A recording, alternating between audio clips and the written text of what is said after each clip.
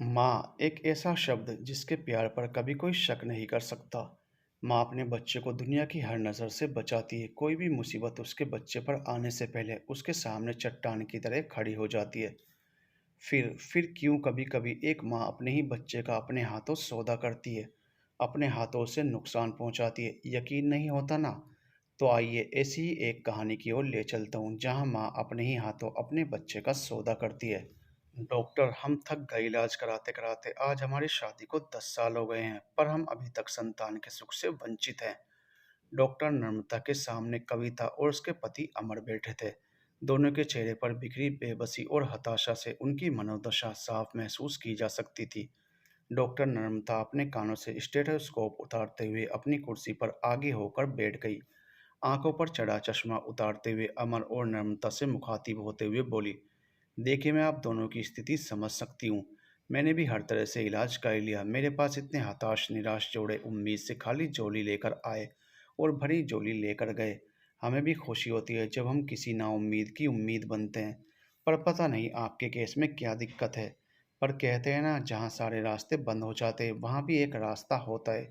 अभी भी एक रास्ता है। डॉक्टर के इतना कहते ही कविता और अमर डॉक्टर की तरफ उत्सुकता और आशा भरी नजरों से देखने लगे।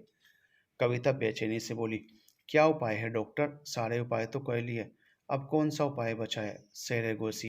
डॉक्टर नम्रता के इतना बोलते ही कविता और अमर सुनकर थोड़ा चौंक गए। अमर बोला, डॉक्टर, सुना तो हमने भी है सेरोगेसी के बारे में, पर एक डर है, हमारा बच्चा किसी और के गर्भ में। पता नहीं क्यों मन नहीं मानता, कहीं उसके जीन्स मेरे बच्चे में आ गए और बच्चा होने के बाद उसका मन बदल गया तो? और कविता के चेहरे पर तनाव साफ साफ झलक रहा था। डॉक्टर नम्रता उनको समझाते हुए बोली, मैं आप लोगों का डर समझ सकती हूँ, पर आजकल ये सब बहुत आम है। बहुत सी औरतें ऐसी हैं जो पैसों के लिए सरोगेट मदर बनने को तैयार हैं, और हम बाकायदा पेपर वर्क करवाते हैं। आपसी समझौते के बाद ही ये प्रक्रिया शुरू होती है, और बच्चे के जन्म के बाद उस औरत का उस बच्चे से कोई रिश्ता नहीं होता। और वैसे भी ये बच्चा आप दोनों का ही है, बस गर्भ किसी और का, और उसमें जीन्स भी आप दोनों के ही होंगे। ये मान लो आपका बच्चा उस किराए की गोद में रहेगा। डॉक्टर की बातों और माँ बाप बनने के सुख से ललचाकर अमर और कविता धीरे धीरे ये आखिरी उपाय मानने को तैयार हो गए थे। आखिर गर्भ किसी और का हुआ तो क्या हुआ, बच्चा तो उन दोनों का ही होगा। और अब वो और इंतजार नहीं कर सकते थे। दोनों ने आंखों ही आंखों में सहमति ली, और अमर ने डॉक्टर से बोला, हमें मंजूर है डॉक्टर, पर आप इस प्रक्रिया को जल्द से जल्द शुरू कर दीजिए, हम अब और इंतजार नहीं कर सकते। डॉक्टर नम्रता बोली, ठीक है, जैसे ही हमें कोई ऐसी महिला मिलती है हम आपसे कांटेक्ट करेंगे। नहीं सुनील, अब और नहीं होता। आखिर कब तक इंतज़ार करूं मैं? अरे तुम्हारी नौकरी गए आज पूरे 6 महीने हो गए। मेरी ट्यूशन की कमाई भी इतनी नहीं कि घर खर्च चल सके, ऊपर से घर की ईएमआई और रोज के खर्च। कैसे हो पाएगा? मैंने आज ही पेपर में ये ऐड देखा सरोगेट मदर का। जब कोई रास्ता नजर ही नहीं आ रहा, उस समय ये हमारे जीवन में एक नई आशा की किरण लाया है। अनामिका हाथ में पकड़े अखबार को अपने पति सुनील को दिखाते हुए बोली। सुनील ने बिना अखबार देखे अपना मुंह मोड़ लिया। अनामिका उसके सामने जाकर बोली, सुनील, इसमें बुराई क्या है? अरे कितने लोग करते हैं ये सब, और जो लोग खुद से माँ बाप नहीं बन सकते वो इसके अच्छे खासे पैसे देने को तैयार होते हैं। अनामिका सुनील को समझाते हुए बोली। सुनील, जो इतनी देर से सब सुन रहा था, अपने मन की आशंकाओं और बेबसी को अनामिका के सामने बताने लगा। उसकी आवाज़ में उसका दर्द साफ झलक रहा था। पर तुम्हारी सेहत, उसका क्या? मैं तुम्हारी सेहत से खिलवाड़ नहीं कर सकता, और फिर जाने अनजाने कहीं तुम्हें उस बच्चे से मोह हो गया, फिर क्या करोगी? सुनील को समझाते हुए अनामिका बोली, तुम बिल्कुल चिंता मत करो, मुझे कुछ नहीं होगा, और विश्वास करो, मैं उस बच्चे से कोई मोह नहीं रखूंगी। बस तुम हाँ कर दो। अनामिका आशा भरी निगाहों से सुनील के जवाब का इंतजार कर रही थी। इधर सुनील परेशान था। जिंदगी इस मोड़ पर लाकर खड़ा करेगी, उसने कभी सपने में भी कल्पना नहीं की थी। कितने सपने देखे थे उन दोनों ने अपने बच्चे के, और आज उसी की अनामिका किसी और के बच्चे की। अनामिका उसके पास आकर बोली, क्या हुआ, क्या सोच रहे हो? सुनील अनामिका से बोला। अनामिका, हम तो हमारा बच्चा प्लानिंग कर रहे थे, और तुम किसी और का बच्चा। सुनील के मन की स्थिति समझते हुए अनामिका बोली, सुनील, हमारा बच्चा भी होगा, बस एक बार तुम्हारी नौकरी लग जाए और हमारे हालात थोड़े सुधर जाएं। अनामिका बेचैनी से सुनील की हाँ का इंतजार कर रही थी। सुनील ने मजबूर होकर और हालातों से समझौता कर आखिर हाँ कर दी। जो सुनील किसी समय अपनी अनामिका के जरा सी चोट लगने पर व्याकुल हो जाता था, आज उसको इतना बड़ा खतरा उठाने को हाँ कर दी। सच, जिंदगी कब कौन सा रंग दिखाई ये तो समय के गर्भ में ही होता है। सुनील और अनामिका ने पेपर में बताए विज्ञापन में से फोन नंबर लेकर डॉक्टर नर्मदा से संपर्क किया। पेपर में एड उनके ही हॉस्पिटल ने निकलवाया था। सारी शर्तों और बातों को स्पष्ट होने के बाद डॉक्टर नर्मदा ने उन दोनों को अगले दिन अपने हॉस्पिटल में आने को बोला। अगले दिन डॉक्टर के केबिन में अनामिका, सुनील, कविता और अमर चारों बैठे थे। डॉक्टर ने उन लोगों को आपस में औपचारिक परिचय करवाया और आपस में बात कर लेने को कहा। अमर ने अनामिका और सुनील से कहा, देखिए वैसे तो डॉक्टर ने आपको सब बता ही दिया, पर मैं फिर भी एक बार बात साफ कर देना चाहता हूँ ताकि बाद में कोई गलतफहमी ना रहे। सुनील और अनामिका अमर की ओर सवालिया निगाहों से देखने लगे। अमर की बात जारी थी, जन्म के बाद हमारे बच्चे से आपका कोई संबंध नहीं होगा और ना कभी भविष्य में हमारे बच्चे से आप संपर्क करेंगे। और हाँ अनामिका जी, इस पूरे समय में आपको खुश रहना होगा और अपनी सेहत का अच्छे से ध्यान रखना होगा, क्योंकि आपके शरीर में हमारा अंश हमारा बच्चा होगा। आपसे ही उसकी सेहत जुड़ी हुई होगी। पैसों की आप बिल्कुल फिक्र मत कीजिए। बस इस अवधि में आपकी हर गतिविधि और इलाज की जिम्मेदारी हमारी होगी। आपको अपने खाने-पीने का भी बहुत ध्यान रखना होगा। वैसे तो अनामिका और सुनील को डॉक्टर ने पहले ही सब बता दिया था। अमर वही सब बोल रहा था, पर जाने क्यों सुनील को उसका इस तरह से बोलना गवारा नहीं हुआ। उसको अपने आत्मसम्मान पर चोट महसूस हो रही थी। वो तो वैसे भी इसके लिए राजी नहीं था, अनामिका के कहने पर ही हाँ भरी थी। और उस पर अमर का ये रवैया उसके अहम को जैसे ठेस पहुंचा रहा था। सुनील अपने गुस्से को नियंत्रित करते हुए बोला, देखिए अगर मेरी मजबूरी ना होती तो मैं मेरी अनामिका को कभी इस काम के लिए हाँ नहीं करता। हम भी इस काम के लिए कोई अनुभवी नहीं हैं, हमारे लिए भी ये पहला मौका है। जैसे आपने अपनी शर्तें बताई, हमारी भी कुछ शर्तें हैं। सुनील के इस रवैये से अनामिका डर गई, कहीं बनी बनाई बात बिगड़ ना जाए। अपने हाथ में आए इस मौके को वो किसी भी हालात में गंवाना नहीं चाहती थी। इस समय उनको पैसों की बहुत ज़रूरत थी। उसने सुनील की तरफ अनुरोध भरी नज़रों से देखा। सुनील ने भी आंखों ही आंखों में आश्वस्त किया कि मैं ऐसा कुछ नहीं बोलूंगा जिससे स्थिति बिगड़ जाए, पर अपना पक्ष रखना भी जरूरी था। अनामिका को थोड़ी राहत महसूस हुई। सुनील अमर और कविता से दृढ़ स्वर में बोला, मेरी अनामिका की सेहत से मैं कोई समझौता नहीं कर सकता। भगवान न करे, पर अगर ऐसी स्थिति आती है और बच्चे और अनामिका की जान पर बनाए, तो मुझे बस मेरी अनामिका चाहिए। ये कहते हुए सुनील की आवाज़ भर्र आई। अनामिका उसकी आंखों में उतर आए पानी को देख रही थी। सुनील की अपने प्रति इतनी परवाह से अनामिका की भी आंखें भर आई। उसको सुनील के मन का डर साफ समझ आ रहा था। अगर आज उनकी आर्थिक हालत ऐसी नहीं होती तो वह अनामिका को कभी इस खतरे में नहीं डालता। पर साथ ही उसे खुशी भी थी। जीवन के इस मुश्किल दौर में ही असली प्यार का पता चलता है। तो नाज था उसका, सुनील उसको अपनी जान से ज्यादा प्यार करता है। उसने सुनील के हाथ पर अपना हाथ रखा, मानो कह रही हो फिक्र मत करो, सब सही होगा। सुनील ने भी उसके हाथ पर अपना हाथ रखकर उसको आश्वस्त किया, मेरे होते तुम्हें कुछ नहीं होने दूंगा। इधर कविता की मनोस्थिति तो कोई समझ ही नहीं पा रहा था।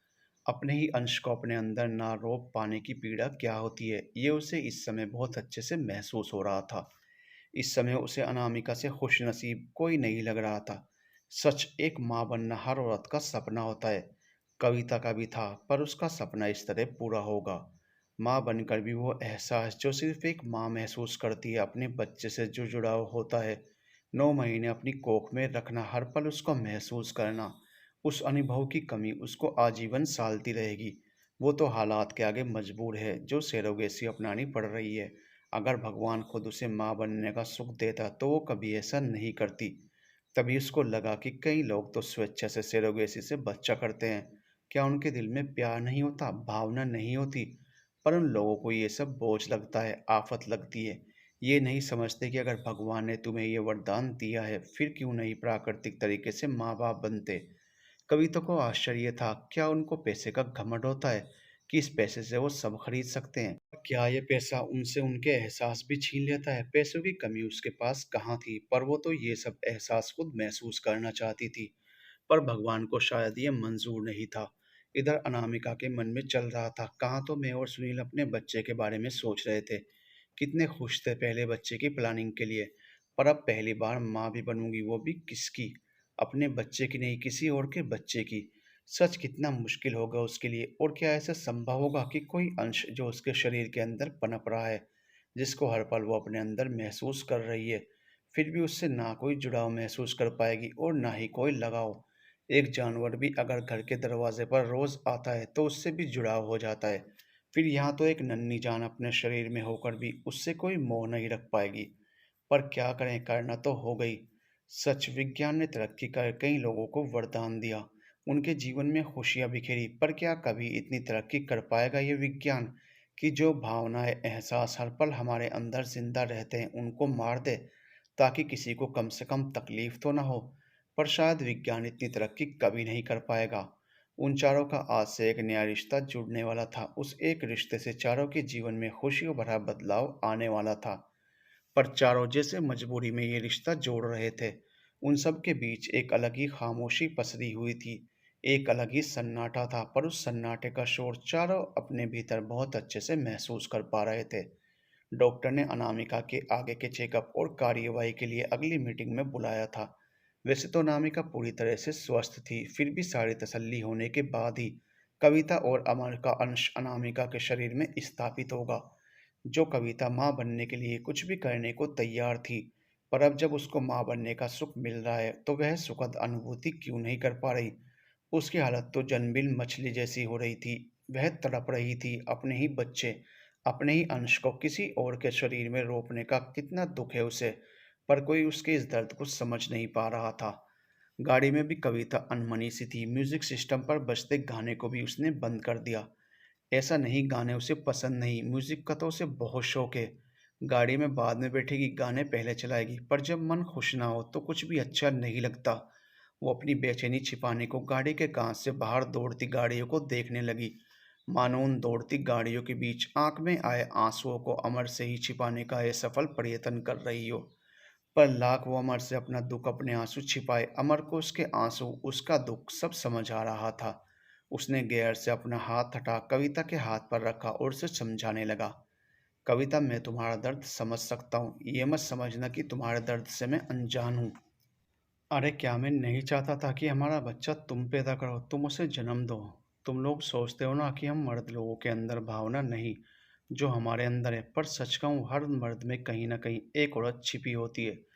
वो भी वो सब महसूस करता है। बस ये बात ये है कि उसका पुरुष ही उसे ये सब एहसास छिपाने में माहिर बनाता है। जब तुम माँ बनती हो तो हम भी वही सब महसूस करते हैं जो तुम करते हो। हम भी उस पूरी अवधि में उन सब एहसासों से गुजरते हैं। तुम्हारी खुशी में हम खुशियाँ ढूंढते हैं, तुम्हारे दर्द में हम दर्द महसूस करते हैं। और जब बच्चा तुम्हारे अंदर सांस लेता है तो उसकी धड़कन हमारे दिल तक भी पहुंचती है।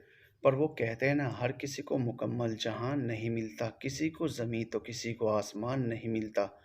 बस शायद हमारे साथ भी ऐसा ही है। पर तुम भी जानती हो, हमने पूरी कोशिश करी ना। पर जब हार गए तभी तो ये प्रक्रिया अपनानी पड़ी। पर क्या फ़र्क पड़ता है इससे? किसी और के शरीर में है तो क्या हुआ, वो बच्चा तो हमारा ही है। हम दोनों का अंश, हम दोनों का प्यार। कविता ने देखा। ये कहते हुए अमर की आंखों में आने वाली खुशी की चमक साफ नजर आ रही थी। कविता जानती है, बच्चा ना होने का दुख तो उसने भी झेला ही है। कविता के साथ उसके इस दुख में वो भी बराबर का भागीदार है।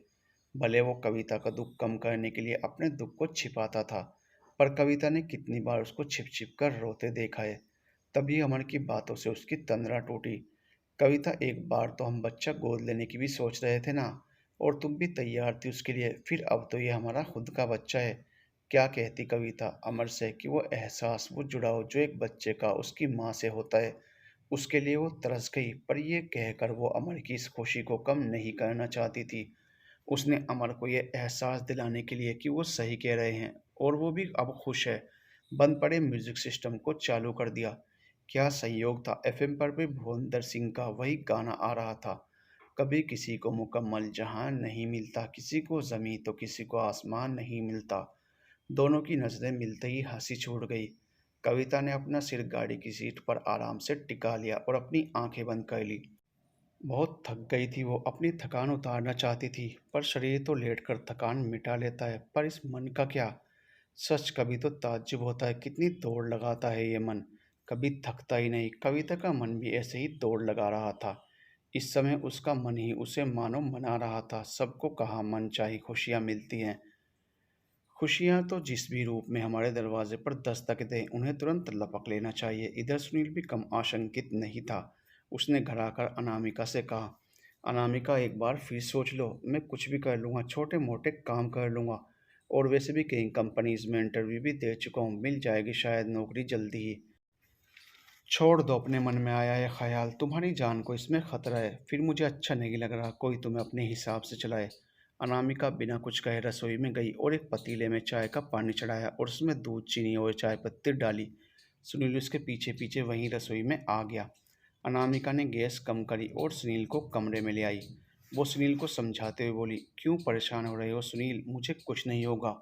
और ये बताओ, ये जो हर महीने की मकान की ईएमआई है और जो रोज़ के खर्चे हैं, एकदम से कहाँ से चुका पाएंगे। अभी तुमने ही बोला ना कि मिल जाएगी शायद नौकरी। अरे इस शायद से ज़िंदगी नहीं चलती। ज़िंदगी की ज़रूरतें आश्वासन से नहीं, यकीन से चलती हैं। और रही बात उनके इशारों पर चलने की, तो ये क्यों नहीं समझते, जितनी ज़रूरत हमको पैसों की है उतनी ही तमन्ना उनको बच्चे की। वो हम पर कोई एहसान नहीं कर रहे, अपनी खुशियाँ खरीद रहे हैं। और ये तो सोचो, हम किसी का दामन खुशियों से भर रहे हैं।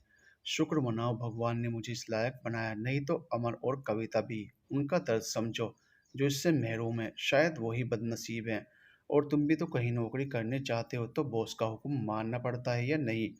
तो बस यही समझ लो, मैं भी उनकी नौकरी कर रही हूँ। अनामिका रसोई में चाय छानने को उठने लगी तो सुनील ने उसे बैठे रहने को कहा और खुद चाय छानकर 2 कप में डाल लाया। अनामिका की दलीलों के आगे सुनील बुझे मन से मान तो गया, पर उसके मन में अपनी अनामिका के लिए बहुत चिंता थी। 2-3 बार की मीटिंग में अनामिका के स्वास्थ्य का परीक्षण हुआ। हर मीटिंग में कविता और अमर भी साथ होते थे। वो एक एक गतिविधि पर नजर रखते थे। आखिर वह दिन भी आ ही गया जब कविता और अमर का अंश अनामिका के शरीर में रोपित कर दिया गया। जहां अमर बहुत खुश था, कविता भी खुश तो थी, पर एक सहज सुलभ स्त्री ईर्ष्या मन में किसी कोने में घात लगाए बैठी थी। बिना बात अनामिका जो उसको माँ बनने का सुख दे रही थी, वही उसकी घृणा की भी बात हो गई। इधर अनामिका को भी एक अलग ही एहसास हो रहा था। वैसे तो खुद की ही धरोहर जान से प्यारी होती है, उसको हम बहुत हिफाजत से रखते हैं। पर दूसरे की धरोहर जब खुद की हिफाजत में होती है, उसकी सुरक्षा का जिम्मा हमारे पास होता है, तो सिर पर एक जिम्मेदारी, एक बोझ, एक डर भी काबिज हो जाता है। वही एहसास आज अनामिका को भी हो रहा था। और सुनील तो अब अनामिका के लिए बहुत ज़्यादा चिंतित हो गया था। डॉक्टर ने अनामिका को सारी हिदायत दी, साथ ही हर 15 दिन में अपने चेकअप के लिए आने का बोला। अमर बार बार अनामिका से अपना ध्यान रखने को कह रहा था। वो ये सब अपने बच्चे की चिंता में आकर कह रहा था, पर जाने क्यों कविता को अमर का अनामिका के लिए ये अतिरिक्त ध्यान अच्छा नहीं लगा। जो परवाह ध्यान अमर उसकी करता, वो अनामिका की करता देख उसका मन खटक गया। अनामिका अब अपना बहुत ज़्यादा ध्यान रख रही थी। ये समझ लो, बच्चे के प्रति अपने कर्तव्य, अपने फर्ज को अच्छे से निभा रही थी। और वैसे भी एक औरत जब माँ बनती है, तो जो अपने प्रति हमेशा से सबसे ज़्यादा लापरवाह होती है, अब अपने आप ही उसके अंदर सहज बदलाव आ जाते हैं।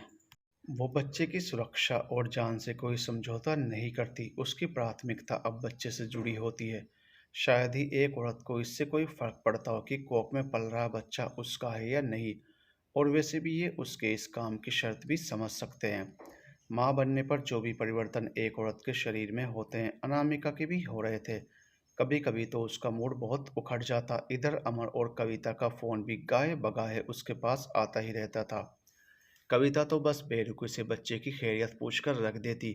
कभी भी उसने अनामिका से उसकी तबीयत के लिए नहीं पूछा होगा। हाँ, अमर ज़रूर अनामिका से उसकी तबीयत के लिए पूछ लेता। इंसानियत समझ लो, या अपने बच्चे की सुरक्षा, क्योंकि वो स्वस्थ रहेगी तभी तो उनका बच्चा स्वस्थ रहेगा। इधर सुनील कभी अनामिका के साथ बैठने को, समय बिताने की सोचता, तो कभी अनामिका की तबीयत सही नहीं रहती या कभी उसका बात करने का मन नहीं होता। जैसे ही सुनील कुछ कहता, वो कहती, सुनील प्लीज़ समझो, मेरी हालत समझने की कोशिश करो, मेरी तबीयत ठीक नहीं है। धीरे धीरे अनामिका का ये रवैया सुनील को अखरने लगा।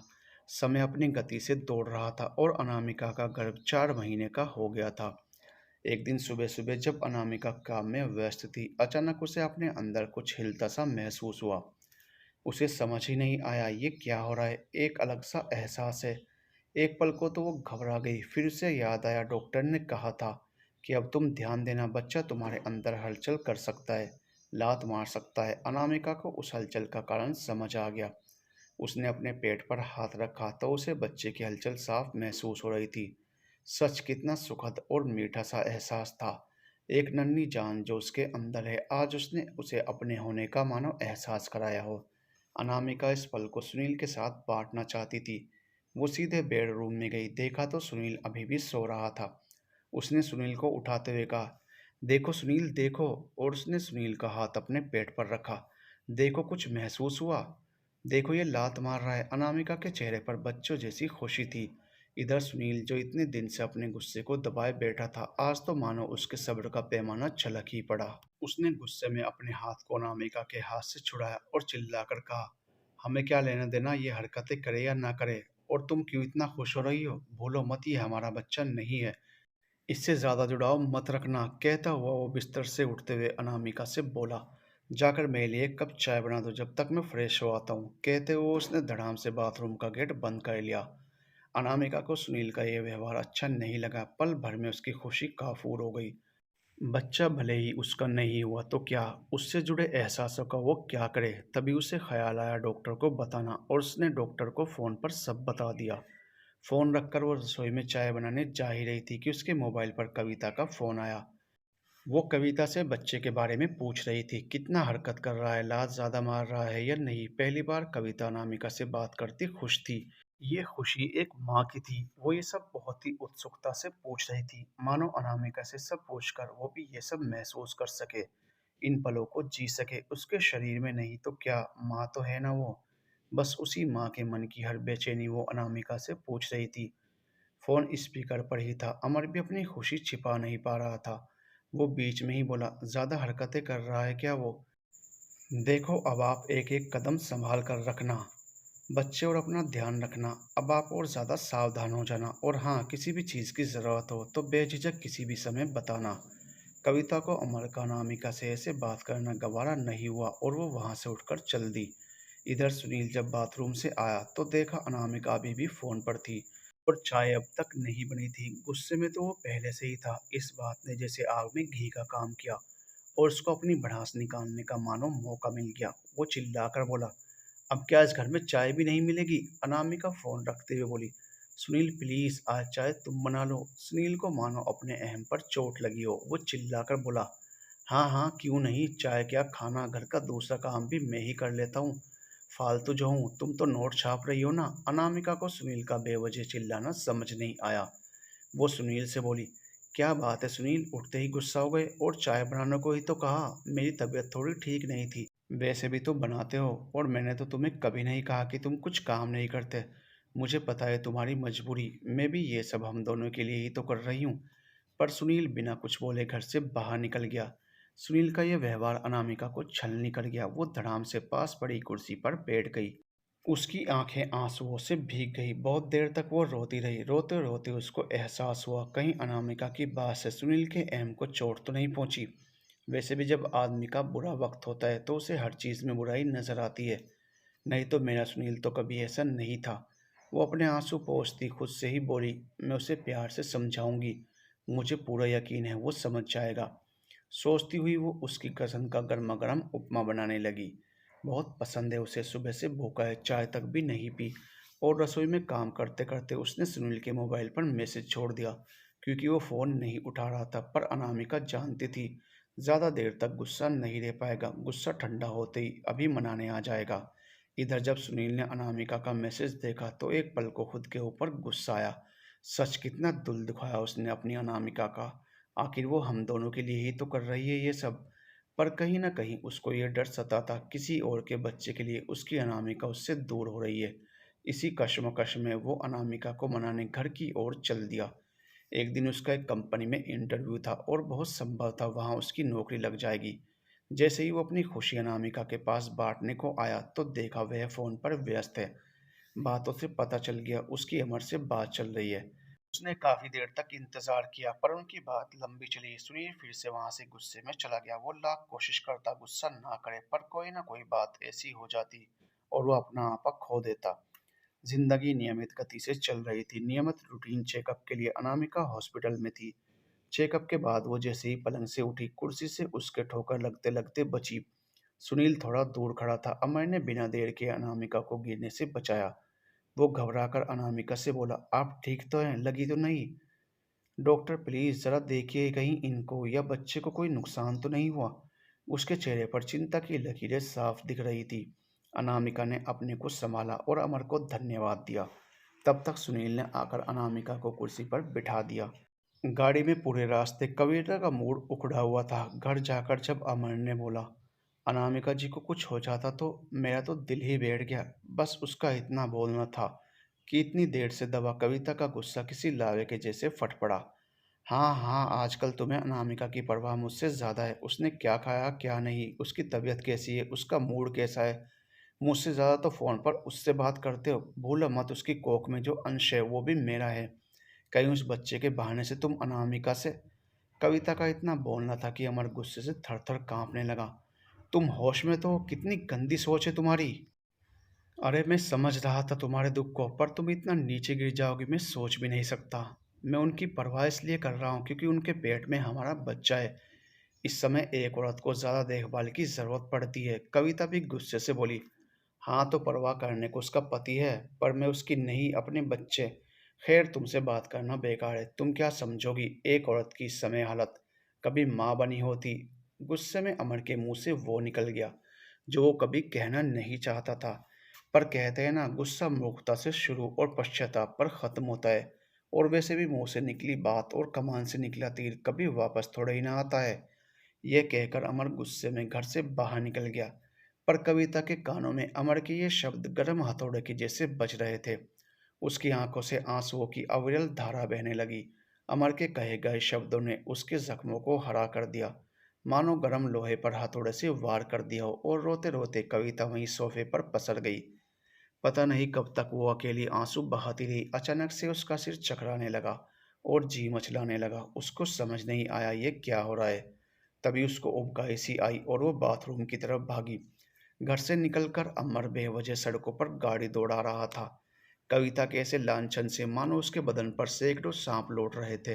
वो टूट गया था। जो बात वो सपने में भी नहीं सोच सकता उसे कविता ने कितनी आसानी से कह दिया। एक पल को भी नहीं सोचा मुझ पर क्या बीतेगी। इतने सालों का विश्वास एक पल में ढहा दिया। उसकी गाड़ी उसे भी नहीं पता किस दिशा में दौड़ रही थी। बस वो बेवजह गाड़ी के गियर बदल रहा था और जो मोड़ दिख जाता वहीं गाड़ी की दिशा कर देता।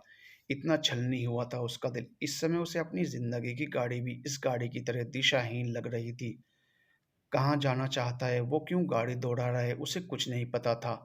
और फिर जाता भी किसके पास, किससे अपना गम बांटता, किसको बताता कि उसकी कविता ने आज उस पर कितना घिनौना आरोप लगाया है। सच, आज कविता के शब्दों से उसका दिल जार जार रो रहा था। आखिर क्या गलती हो गई उससे? उसने तो ये सब कविता की खुशी, खुद की खुशी के लिए किया था। और दोनों की रजामंदी और सहमति से इस निर्णय पर पहुंचे थे। देखी तो उसने कविता की उदासी, बेबसी, तड़पन जो एक माँ नहीं बन पाने पर थी। उसको तो लगा था ये बच्चा उनके जीवन में खुशियाँ लाएगा, कविता को जीने की वजह देगा, उसके होंठों की मुस्कान बनेगा।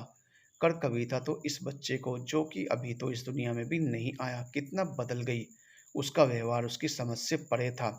जब उसकी आंखें भर आई तो उसने गाड़ी की तरह खुद को रोका नहीं, बह जाने दिया। अपने आंसुओं को सीने में नहीं दफनाया। नहीं सोचा कि वह एक मर्द है, उसको रोने का हक नहीं। वो तो आज रोना चाहता था जी भरकर। इतने दिन से कविता के व्यवहार से वह बहुत दुखी था। और उसी दुख को अब जब आज चिंगारी मिली तो उसकी आग को मानो आंसुओं में बहाकर थोड़ा कम कर रहा था। उसकी आंखें आंसुओं से बिल्कुल भीग गई और धुंधला गई। जब इन आंसुओं के धुंधलके में उसे सामने का कुछ भी नजर नहीं आ रहा था तो उसने अपनी गाड़ी को एक कम भीड़ भाड़ वाली जगह पर खड़ा कर दिया और गाड़ी की सीट से टेक लगाकर बैठ गया। उसके मन में जद्दोजहद चल रही थी। क्या कविता सही है? उसका यह व्यवहार सामान्य है? कितने लोग सेरोगेसी से बच्चा करते हैं और ये बात कविता भी जानती है। फिर क्यों नहीं समझ रही? क्यों बेवजह खुद भी दुखी हो रही है और मुझे भी दुखी कर रही है? इस समय उसके दिमाग में अनगिनत सवाल चल रहे थे। जब से अनामिका जी के शरीर में हमारे बच्चे का अंश आया, वो तब से कविता के व्यवहार का विश्लेषण कर रहा था। कहीं इसमें उसकी तो कोई गलती नहीं, उसके किसी आचरण से तो कविता का दिल नहीं दुखा। मानो अपने दिल की अदालत में आज वो खुद ही जज, खुद ही वकील और खुद ही अपराधी बना हुआ था। वह अपनी इसी उलझन में था, तभी सामने से उसे एक जोड़ा आता दिखाई दिया। पति अपनी पत्नी को सहारा देकर धीरे धीरे और पूरी एहतियात से चल रहा था। पास आने पर देखा उसकी पत्नी गर्भवती है और उसको चलने में थोड़ी दिक्कत हो रही है। पति ने अपने सहारे से उसको पकड़ा हुआ है। तभी पत्नी को प्यास लगी। पति आसपास पानी तलाश रहा था, पर वहां कहीं पानी नजर नहीं आ रहा था और इस हालत में उसकी पत्नी से ज्यादा चला नहीं जा रहा था और पति उसको अकेले छोड़ने को तैयार नहीं था। अपनी पत्नी को पानी नहीं पिला पाने की मायूसी पति के चेहरे से साफ झलक रही थी। मैं अपने आंसू पोंछे और गाड़ी में रखी पानी की बोतल लेकर उनके पास गया। जब अमर ने उनके सामने पानी की बोतल की, तो एक बार तो वो अनजान के हाथ से बोतल ले लेते झिझके और उन्होंने मना कर दिया, पर अमर के आग्रह पर उन्होंने मजबूरी और समय की नज़ाकत समझ पानी ले लिया। पति ने अमर को ढेरों दुआएं दी। अमर के चेहरे पर हल्की सी मुस्कान आ गई। किसी की मदद करने का संतोष उसके चेहरे पर इस समय पसरा था। अमर ने उनसे पूछा भी कि कहें तो उनको कहीं छोड़ दे। जाने क्यों उन अनजानों पर अमर आंख बंद करके भरोसा कर रहा था। नहीं तो आजकल अनजानों को लिफ्ट देना भी खतरे से कम नहीं होता है। पर उनके चेहरे से सच्चाई, ईमानदारी, एक दूसरे के लिए प्रेम ने अमर के मन में उनकी अलग छवि बना दी थी। पति ने कहा पास के हॉस्पिटल में ही उन्हें जाना है, वो चले जाएंगे। अमर उनसे विदा लेकर वापस अपनी गाड़ी में आकर बैठ गया। वह दूर उन दोनों को तब तक जाते देखता रहा जब तक वो नजरों से ओझल ना हो गए। एक एक कदम पर उसका पति उसका सहारा बना हुआ था। अचानक अमर को जैसे अपने सवालों का जवाब मिल गया। कविता के चिड़चिड़ेपन की वजह उसे समझ आने लगी। ये समय किसी भी पति पत्नी के लिए नाजुक होता है। पत्नी को पति के सहारे की, उसके प्रेम, उसके साथ की ज़रूरत होती है। पति की अपने प्रति परवाह पत्नी को हिम्मत देती है। कविता भी इन सब के लिए ही तो नहीं तरस रही, वह माँ तो बन रही है। पर ये सब एहसास जो सिर्फ एक औरत को महसूस होते हैं, उन सब से तो वो महरूम है और शायद इसी वजह से उसके व्यवहार में चिड़चिड़ापन है। हमारे साथ भी तो होता है, जब हमें पका पकाया फल मिलता है तो उसका उतना मज़ा नहीं आता। खुद की मेहनत से मिली हुई चीज़ का मज़ा ही अलग होता है। कविता भी उस दर्द, उस एहसास, उन पलों से गुजरना चाहती थी। अपने आसपास मुझे देखना चाहती थी और मैंने क्या किया? बजाय उसकी भावनाओं को समझने के उसके जख्मों को कुरेद दिया। कितना बुरा हूं मैं, और उससे खुद से ग्लानि होने लगी। आज उसके दिल की अदालत ने उसको ही अपराधी सिद्ध किया था और अपनी उसी गलती की माफ़ी मांगने उसने गाड़ी घर की ओर दौड़ा दी। अब वो कविता से माफ़ी मांगने में एक पल की देरी नहीं करना चाहता था। कितना दिल दुखाया था उसका। घर पहुंचकर उसने बेल बजाई, पर कविता ने दरवाज़ा नहीं खोला। काफ़ी देर बेल बजाने के बाद भी जब कविता ने दरवाज़ा नहीं खोला, तो अमर एक अनजाने भय से डर गया। एक चाबी हमेशा उसके पास रहती थी। उसने बिना देरी किए उसी से दरवाज़ा खोला। दरवाज़ा खोलकर जैसे ही अंदर आया और सामने देखा, तो कविता सोफे पर बेसुध सी पड़ी थी। उसकी आंखें बंद थी। वह घबरा कर कविता को उठाने लगा। क्या हुआ कविता, तबीयत ठीक नहीं? दरवाज़ा क्यों नहीं खोला? अमर को अपने सामने देखकर कविता को थोड़ी राहत मिली। वो अमर से बोली, अमर मेरा सिर बहुत चकरा रहा है। 2 उल्टी भी हो चुकी हैं, अभी भी जी मचला रहा है। पता नहीं क्या हो रहा है। अमर फटाफट रसोई से पानी लाया और कविता को पानी पिलाया और उसके बाल जो चेहरे पर बिखरे हुए थे हटाता हुआ बोला, चिंता मत करो, हम अभी डॉक्टर के पास चलते हैं। असल में चिंतित तो वो खुद था। कविता का चेहरा पीला पड़ा हुआ था। कुछ देर बाद वह दोनों डॉक्टर के पास बैठे थे। डॉक्टर ने कविता को एग्जामिन किया और जब वो अपनी कुर्सी पर आई तो उनके चेहरे पर मुस्कान थी। अमर और कविता कुछ समझ नहीं पा रहे थे। अमर बेसब्री से बोला, बात क्या है डॉक्टर? आखिर कविता को हुआ क्या? उसका चेहरा इतना पीला क्यों पड़ा है? उसके चेहरे पर कविता के लिए चिंता साफ दिख रही थी। कविता ने जब अमर को अपनी इतनी चिंता करते देखा तो उसके खुद के व्यवहार से ग्लानि होने लगी। इतना बड़ा आरोप लगा, वो अपनी ही नज़रों में गिर चुकी थी। तभी डॉक्टर की बात से उसकी तंद्रा टूटी। अमर जी, कविता जी कहते हैं ना, उसके घर देर है अंधेर नहीं। बस वही है, जब वो देता है तो छप्पर फाड़ कर देता है। अमर और कविता कुछ समझ नहीं पा रहे थे। अमर अधीरता से बोला, डॉक्टर हमें कुछ समझ नहीं आ रहा, आप कहना क्या चाहती हैं? पहेलियाँ मत बुझाइए और साफ साफ बताइए। मेरा दिल बैठा जा रहा है। डॉक्टर हंसते हुए बोली, अरे घबराने की नहीं, खुशी की बात है। कविता जी आप माँ बनने वाली हैं। अमर और कविता जो अधीरता से जानने को उत्सुक थे, एकदम से उनको कुछ समझ नहीं आया।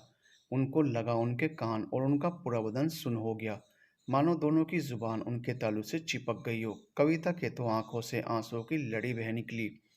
डॉक्टर ने अपनी मेज की ड्रॉअर से ट्रॉफी निकालकर उनके आगे कर दी। फिलहाल तो इससे मुंह मीठा करो, बार बाद में मुझे मिठाई खिलानी पड़ेगी। कविता और अमर को अभी भी यकीन नहीं हो रहा था। अमर अपनी भावनाओं को संभालते हुए बोला, डॉक्टर ये आप क्या कह रही हैं? कहीं कुछ गलत? मानो वो डॉक्टर की बात को ठोक बजाकर परख रहा हो। तो डॉक्टर बोली, अरे अब तो दोहरी खुशी है, मुबारक हो, आप दोनों दो दो बच्चे के माता पिता बन जाएंगे। चौंकिए मत और इस खुशी का मजा लीजिए। बस अब कविता आप अपना बहुत ध्यान रखिएगा। कविता तो जैसे जड़ हो गई थी। जिस बात के लिए आज तक इतना तरस रही थी, जब वो खुशी मिली तो यकीन करने में डर लग रहा था। इधर जब सुनील और अनामिका को कविता के गर्भवती होने का पता चला तो अनामिका बहुत खुश हुई, साथ ही वो आश्चर्य में भी थी। इस समय ना जाने वो कितनी ही भावनाओं से भरी थी। अपनी भावनाओं के वशीभूत वो सुनील से बोली, देखो तो भगवान की लीला, कहाँ एक बच्चे के लिए कविता और अमरजीत तरस रहे थे और अब भगवान ने मानो खुशियों से झोली भर दी। मेरे पेट में उनका ये जो बच्चा है शायद उनके लिए खुशियाँ लेकर आया है। अब देखना कविता जी और अमर जी का अपने इस बच्चे से स्नेह और बढ़ जाएगा। आखिर उनके लिए लक्की जो है। ऐसा कहकर अनामिका अपने मन में छिपी एक बात को निर्मूल सिद्ध करने पर तुली थी।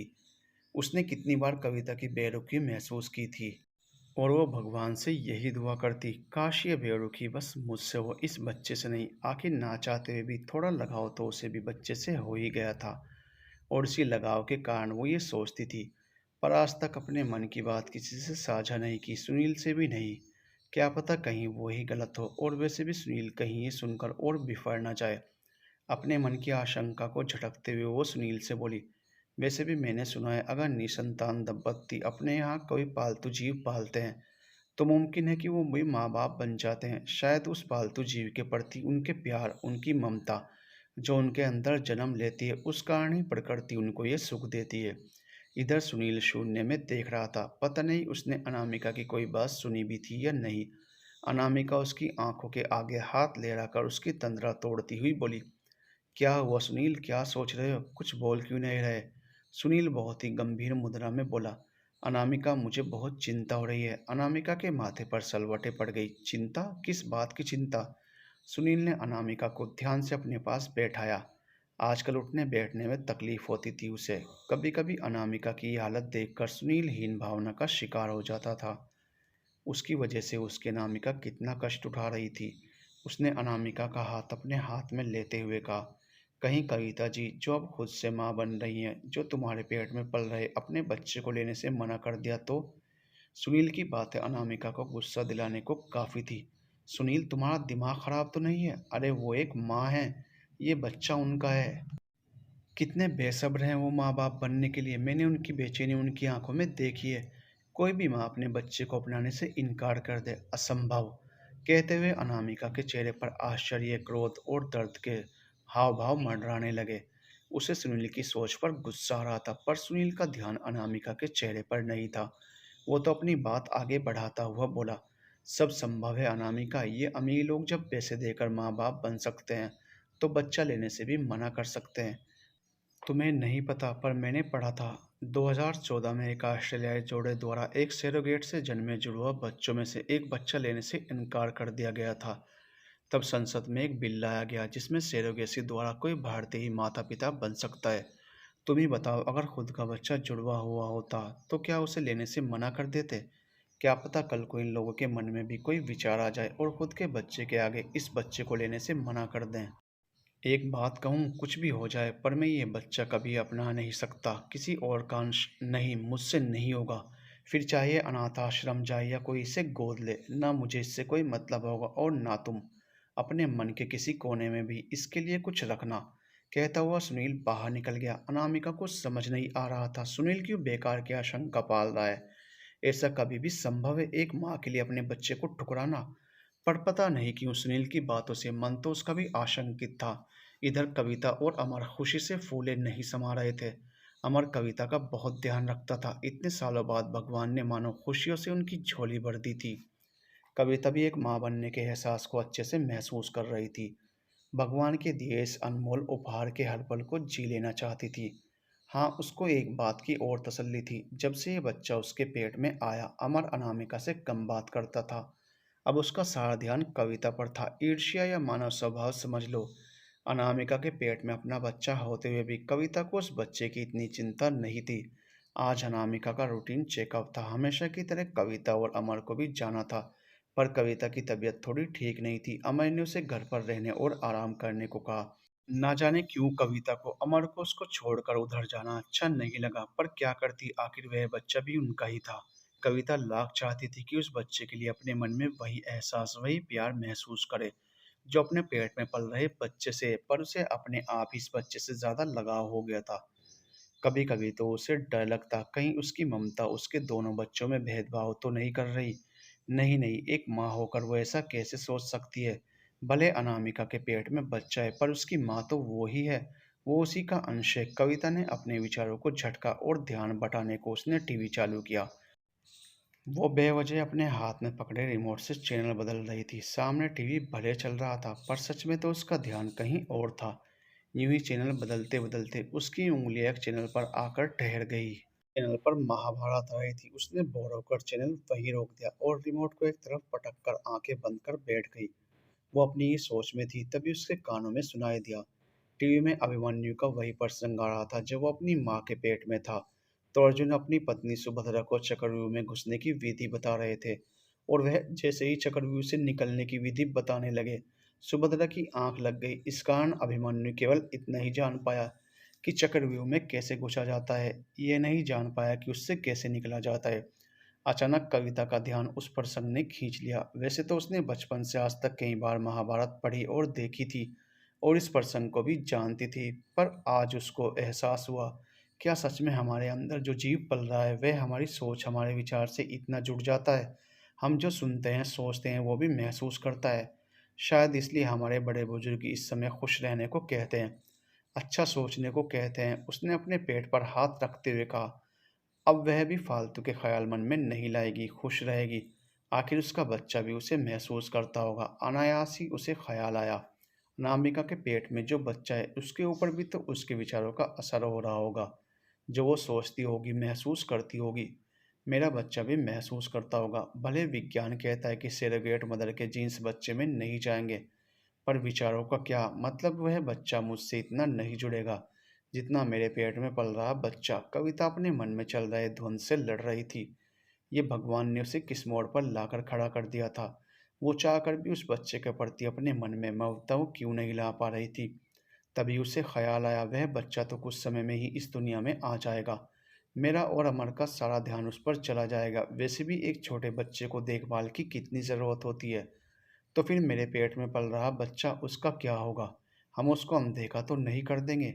नहीं नहीं, ऐसा नहीं हो सकता। इतने समय बाद तो भगवान ने मुझे ये सौभाग्य दिया है, मैं ऐसा नहीं होने दूंगी। और कविता के मन में आया वो ख्याल जो जब वो गर्भवती हुई तब से छिप कर बैठा था, जिसे कविता ने बहुत ही मुश्किल से छिपा रखा था। भूल से भी ये ख्याल दिमाग में नहीं लाना चाहती थी, पर यह भी सच है कि कोई बात एक बार मन में घर कर गई तो वो गाए बगाए उठती ही है। वही कविता के साथ भी हुआ। आज उसके मन की आशंका सिर चढ़कर बोल रही थी, क्या ऐसा संभव है? क्या ऐसा संभव है अनामिका के पेट में पल रहा बच्चा अनामिका ही ले ले? वैसे भी उन्हें तो पैसों की ज़रूरत है ना, वो मैं दे दूंगी, पर उस बच्चे के कारण अपने इस बच्चे का समझौता नहीं कर सकती। पर क्या अमर, वो मेरे मन की बात समझ पाएगा? वह किसी हालत में नहीं मानेगा, कहीं इस बात से फिर से मुझसे नाराज़ ना हो जाए। क्या करूं मैं? उसकी झटपटाहट बढ़ती जा रही थी, और अपनी बेचैनी कम करने को वो सोफे से उठकर बिस्तर पर लेट गई। पर यहाँ भी चैन नहीं था, वो बेचैनी से करवट ले रही थी। आज एक माँ अपने एक बच्चे के हक के लिए अपने ही दूसरे बच्चे को छोड़ने की कश्मकश में थी। सच, माँ की ममता अपने बच्चे के लिए किसी भी हद तक जा सकती है, भले ही फिर वो इस दुनिया के लिए सही हो या ना हो। पर उसकी ममता के आगे सही गलत की कोई परिभाषा नहीं होती। कविता अभी अपनी कश्मकश से निकली भी नहीं थी, तभी अमर घर आ गया। कितना खुश था वो, चेहरे से ही उसकी खुशी साफ झलक रही थी। उसने कविता को अपनी बाहों में लेकर गोल गोल घुमा दिया। ओ कविता, मेरी कविता, आज मैं बहुत खुश हूँ। अमर, क्या कर रहे हो ये? तुम्हें पता नहीं इस हालत में? अमर को जैसे अपनी भूल का आभास हुआ। उसने कविता से माफी मांगकर पूछा, तुम ठीक तो हो ना? कुछ हुआ तो नहीं? कविता अपना सिर पकड़ती हुई बोली, ठीक हूँ, पर ध्यान रखा करो, बड़ी मुश्किल से ये खुशी नसीब हुई है, कल को कुछ ऊंच नीच हो गई तो? अमर कान पकड़कर माफी मांगने का अभिनय करता हुआ बोला, जानता हूँ कविता, पर क्या करूँ, बात ही कुछ ऐसी है, तुम भी सुनोगी तो खुशी से उछल पड़ोगी, इसलिए सोफे पर चिपक कर बैठ जाओ। कविता खुश होते हुए बोली, कब से पहेली बुझा रहे हो? बताओ ना साफ साफ क्या बात है? अमर कविता के सामने कुर्सी खींचते हुए उस पर बैठ गया, फिर बोला, कविता, आज अनामिका जी की सोनोग्राफी थी। मैंने आज हमारे बच्चे को हरकतें करते देखा। सच तुम्हें बता नहीं सकता कितना अनोखा सा एहसास था। काश तुम भी मेरे साथ होती तो देख सकती। पर कोई बात नहीं, अब तो कुछ दिन में हमारा बच्चा इस दुनिया में आने ही वाला है। फिर जी भरकर उसकी हरकतें, उसकी शैतानी देखना। ये कहते हुए अमर की आंखों और चेहरे से खुशी टपक रही थी। उसने कविता के पेट पर हाथ रखकर कहा, बेटा, तुम कितने किस्मत वाले हो। जब तुम इस दुनिया में आओगे तो आते ही तुम्हें तुम्हारा भाई या बहन मिल जाएगा, खेलने के लिए साथी मिल जाएगा। तुम्हें अकेला नहीं रहना पड़ेगा। तुम्हारा बहन या भाई हमारे लिए सच में बहुत लकी है। उसके हमारी ज़िंदगी में आने पर तुम्हारा आगमन हुआ। कविता को अब समझ आया अमन की खुशी का कारण। वो उसकी बात बीच में काटती हुई बेरुखी से बोली, अब समझ आया कि क्यों इतने खुश हो। पर तुम्हें ध्यान रखना चाहिए ना, कहीं उस खुशी के चक्कर में मुझे या मेरे बच्चे को कुछ हो जाता तो। अमर को कविता की ये बेरुखी थोड़ी खटकी, पर वो इतना खुश था कि इस तरफ ज़्यादा ध्यान नहीं दिया। वो फिर से बोला, तुम्हें खुशी नहीं हुई कविता? अरे वो भी तो हमारा ही बच्चा है। कविता खुश होने का नाटक कर रही थी, पर मन ही मन सोच रही थी अमर से कैसे इस बारे में बात करे। उसने बहुत कोशिश की, पर अमर की खुशी के आगे उसकी हिम्मत ही नहीं हुई। पर उसके मन की बेचैनी कम नहीं हो रही थी। इसी ऊहापोह में वो सो गई। कहते हैं ना, अगर हम किसी चीज़ के बारे में ज़्यादा सोचते हैं, महसूस करते हैं, रात में वही सपने के रूप में आते हैं। कविता को भी रात में सपना आया। जब उसने अमर से इस बारे में बात की तो वह सुनकर आग बबूला हो गया। आखिर तुमने ऐसा सोच भी कैसे लिया? शायद इसलिए भगवान ने तुम्हें अब तक माँ नहीं बनाया। सच, तुम्हें तो माँ बनने का अधिकार नहीं। नफरत हो गई मुझे तुमसे। रहो तुम तुम्हारे बच्चे के साथ, मैं अपने बच्चे के साथ अकेला रह लूँगा। नहीं नहीं अमर, मुझे छोड़कर मत जाओ, कविता सपने में बड़बड़ा रही थी। वो हाथ से अमर को जैसे रोक रही थी। उसकी आवाज़ से अमर की आंखें खुल गई। उसने देखा कविता हाथ से किसी को रोक रही है। वो पसीने से लथपथ थी। अमर कविता को जगाता हुआ बोला, क्या हुआ कविता, इतना पसीना क्यों आ रहा है? और भला मैं क्यों तुमको छोड़कर जाऊंगा? कोई बुरा सपना देखा क्या? कविता जैसे होश में आई, वो अमर के सीने से लग गई। उसकी सांस अभी भी धोखनी के जैसी चल रही थी। अमर ने उसे संभालते हुए पानी पिलाया और कसकर गले लगा लिया। पगली, मैं तुम्हें क्यों छोड़कर जाऊंगा? पता नहीं क्या क्या सोचती हो। दिमाग शांत रखो और सो जाओ। इससे हमारे बच्चे पर भी गलत असर जाएगा। कहते हुए अमर ने उसका सिर अपने सीने पर रखा। कविता भी उससे किसी बैल की जैसे लिपट कर लेट गई। कितना सुकून मिला उसे अमर की बाहों में। कुछ देर में अमर की तो आंख लग गई, पर कविता की आंखों से नींद जैसे रूठ गई। उसके मन में विचारों का तूफान चल रहा था। नहीं नहीं, मैं अमर से ये बात नहीं कर सकती। उसकी नफरत नहीं झेल पाऊंगी। इसी उधेड़बुन में उसकी आंख लग गई। अगले दिन अमर काम से चला गया, पर कविता के दिमाग में अभी भी वही सब कश्मकश थी। क्या करे, कैसे कोई रास्ता दिखे? तभी उसे ख्याल आया, क्या अनामिका से सीधा इस बारे में बात करें? वैसे भी उसे पैसों की सख्त ज़रूरत है। जितने चाहिए उतने पैसे मैं दे दूंगी। और बस वो ये सोच तुरंत अनामिका के घर की तरफ चल दी। एकदम से कविता को अपने घर आया देखकर अनामिका चौंक गई। उसने उसे सोफे पर बैठाया और उसके लिए पानी लेने चली गई। कविता अनामिका के पेट की ओर देख रही थी। पूरा समय चल रहा है, किसी भी समय बच्चा इस दुनिया में आ सकता है। अनामिका ने कविता को पानी का गिलास पकड़ाया। कविता ने जब पानी पी लिया तो अनामिका ने उससे उसकी तबीयत और आने का कारण पूछा। कविता ने गिलास टेबल पर रखकर कहा, मेरी तबीयत ठीक है। आपकी तबीयत कैसी है? अब तो कभी भी ये बच्चा इस दुनिया में आ सकता है। अनामिका को अजीब लगा, कविता ने उस बच्चे को अपना बच्चा कहकर क्यों नहीं संबोधित किया।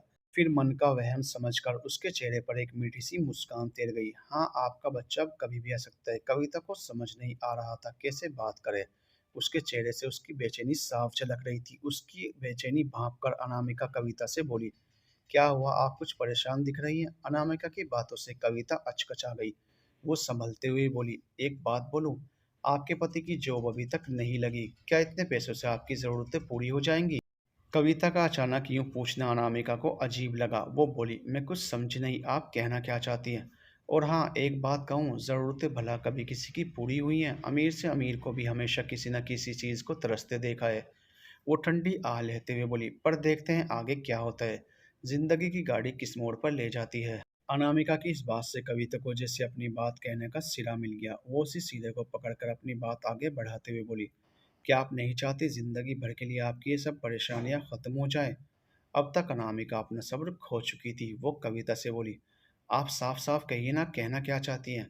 कमरे में बिल्कुल सन्नाटा था। कविता ने बोलना तो शुरू किया, पर जाने की उसकी नज़रें नीची थी। वो अनामिका से आंख नहीं मिला पा रही थी।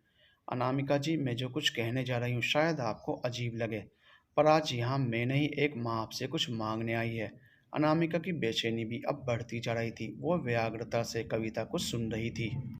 उससे अब सब्र नहीं हो रहा था। तभी कविता के शब्द उसके कानों में पड़े। अनामिका जी, आप जितना कहोगी मैं उतना पैसा दे दूंगी, पर आप इस बच्चे को लेकर कहीं और चले जाओ।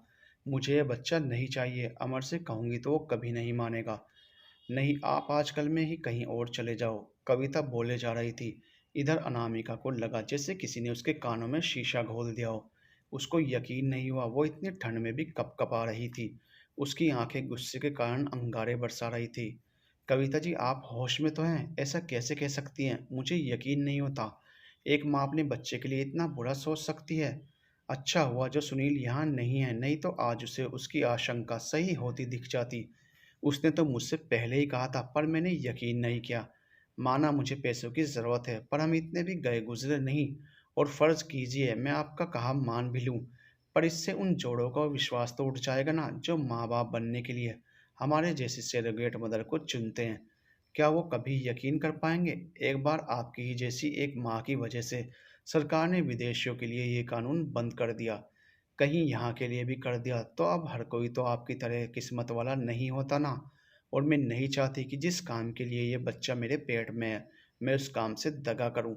सच, आप जैसे बड़े लोगों से तो हम छोटे लोग अच्छे होते हैं। और फर्ज करो अगर ये बच्चा आपके पेट में होता, तब भी आप इसको जन्म देकर किसी अनाथ आश्रम को सौंप देती। अरे क्या फर्क पड़ता है इन सब चीज़ों से? भला इससे माँ की ममता कम हो सकती है क्या? सच, आपने तो आज माँ शब्द को ही कलंकित कर दिया। अनामिका बोली जा रही थी, पर इतने गुस्से में बोलने से उसकी सांस चढ़ने लगी। कविता ने उसे पानी पिलाया, पर अनामिका का गुस्सा कम ही नहीं हुआ। उसने बिना पानी पिए बोलना जारी रखा। उसकी आवाज में गुस्से के साथ दर्द भी था। ये बच्चा भले मेरा नहीं है, पर अनजाने में ही मेरा इससे कितना जुड़ाव हो गया। और आप एक कितनी निष्ठुर। भले मैं इस बच्चे की माँ नहीं, पर माँ बनने के हर एहसास को महसूस किया है। मुझे नहीं पता हर सरोगेट मदर को यह एहसास होता है क्या, पर मुझे हुआ। और अब तो आप भी उसी एहसास से गुजर रही हैं। फिर भी भगवान का लाख लाख शुक्र है जो यहाँ आज हम दोनों ही हैं। नहीं तो लोग माँ के प्यार को भी शक की नज़र से देखते। अनामिका की आंखों से आंसू निकल रहे थे। वो बोले जा रही थी और इधर कविता की आंखों से भी टप टप आंसू बह रहे थे। अनामिका की बातों से कविता को जैसे अपने ऊपर अपनी सोच पर घिन आने लगी। कविता ने हाथ जोड़कर अनामिका से माफ़ी मांगी और कहा, आज आपने सच में मेरी आंखें खोल दी। सच में मैं तो आज पाप करने जा रही थी। उसका ना कोई प्रायश्चित होता और ना माफ़ी। मैं तो आज अपनी ही नज़रों से गिर गई। प्लीज़ मुझे माफ़ कर दो। कविता अनामिका से हाथ जोड़कर माफ़ी मांग रही थी। अचानक अनामिका के पेट में दर्द उठा। कविता घबरा गई। उसे कुछ समझ नहीं आया। उसने तुरंत अमर को फ़ोन किया। कुछ देर में अनामिका और कविता हॉस्पिटल में थे। अमर, कविता और सुनील बेचैनी से लेबर रूम के बाहर टहल रहे थे। तभी बच्चे के रोने की आवाज़ आई। अमर और कविता की खुशी देखते ही बनती थी। अनामिका ने एक स्वस्थ और सुंदर बेटे को जन्म दिया था। कविता ने उस बच्चे को अपनी गोद में उठाया और सीने से लगा लिया। उसके नन्हे नन्हे हाथों को अपने पेट पर रख कर कहा, बेटा तुम्हारा भाई इस दुनिया में आ गया। अब तुम भी जल्दी से आ जाओ। सच, तुमने मुझे माँ बनने का सौभाग्य दिया। उसने आंखों ही आंखों में अनामिका को धन्यवाद दिया। अनामिका को उसकी आंखों में पश्चाताप दिख रहा था। उसके चेहरे पर संतोष था कि कविता को अकल आई। तभी हमारा बच्चे को गोद में लेकर बोला, कविता, मुझे समझ नहीं आया कि तुम उस समय अनामिका जी के पास कैसे पहुंच गई। अमर के ऐसे पूछने से कविता को कुछ जवाब नहीं सूझा। तभी अनामिका बीच में बोली, मैंने ही फ़ोन कर बुलाया था। मैं चाहती थी जन्म के समय इसकी माँ इसके साथ रहे। कविता ने अनामिका को फिर एक बार आभार जताया। अमर कविता से बनावटी गुस्से में बोला, पर तुमको इस हालत में अकेले जाने की क्या ज़रूरत थी? मुझे तो फ़ोन करती। अनामिका अमर से बोली, अमर जी छोड़िए ना, किन बातों में उलझ गए। अरे अपने बच्चे से खेलिए। इधर सुनील को राहत थी कि मेरी अनामिका पूरी तरह से मेरे साथ है। अमर पूरे हॉस्पिटल में मिठाई बांटने चला गया और तभी सुनील का भी फ़ोन आ गया।